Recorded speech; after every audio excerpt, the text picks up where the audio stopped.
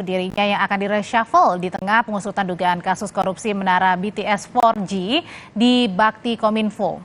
Terkait isu reshuffle, Menteri Pemuda dan Olahraga Dito Aryo Tejo menanggapi santai jika jabatan yang diemban bisa dicopot kapan saja. Menpora akan mematuhi setiap proses hukum yang berlaku dan sudah memberikan keterangan saat diperiksa penyidik Kejaksaan Agung Juli lalu.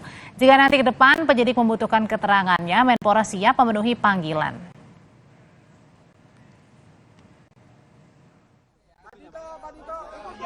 Bersikap kooperatif gitu ya Mas? Ya kan saya hadir, nggak pernah tidak hadir. Mas katanya akan ada reshuffle ya, dan Mas itu akan kena reshuffle ya katanya. Oh iya, jabatan itu kan datang kapan saja, bisa diambil kapan saja. Kita yang penting kerja yang terbaik saja Mas. Oh gitu. Mas, tapi namanya disebut di sidang, kalau misal dipanggil untuk sidang datang nggak Mas? Ya semua yang formal pasti kita hormati. Ya. Tapi benar Mas ya, fakta persidangan yang itu sama kayak di BAP kok, semua sudah saya klarifikasi dan diberikan keterangan yang saya ketahui semua.